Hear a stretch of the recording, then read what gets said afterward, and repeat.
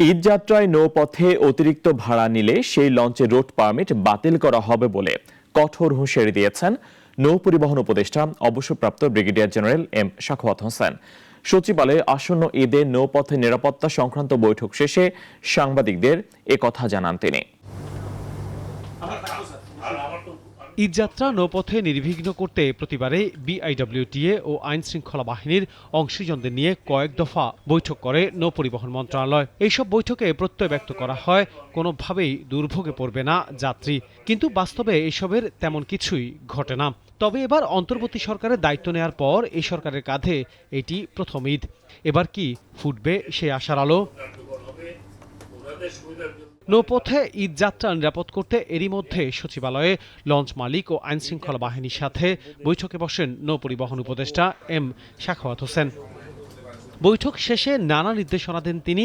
জানান, ঈদযাত্রায় নৌপথে অতিরিক্ত ভাড়া নিলে সেই লঞ্চের রুট পারমিট বাতিল করা হবে। একটা লঞ্চ আরেকটা লঞ্চের সাথে রেস করবে না, ফিটনেস থাকতে হবে। ফিটনেস ইন্সপেকশন এখন থেকেই এই কালকের থেকে শুরু হবে। যারা যারা ঈদে চালাতে চাচ্ছেন, এখনও অনেকে ডকইয়ার্ডে ঠিকঠাক করছেন, তারা যেন ফিটনেস সার্টিফিকেটটা নিয়ে নেন।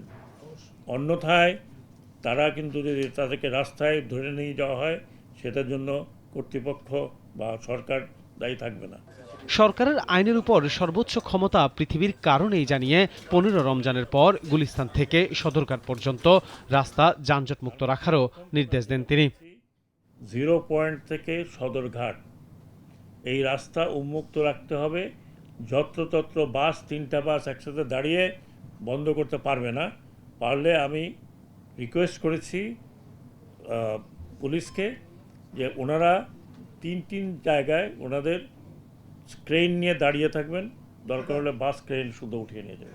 এছাড়া সুনির্দিষ্ট কোনো কারণ ছাড়া অহেতুক লঞ্চে তল্লাশি না করতে আইনশৃঙ্খলা বাহিনীর প্রতি আহ্বান জানান নৌ পরিবহন উপদেষ্টা। আনোয়ার হোসেন, নাগরিক, ঢাকা।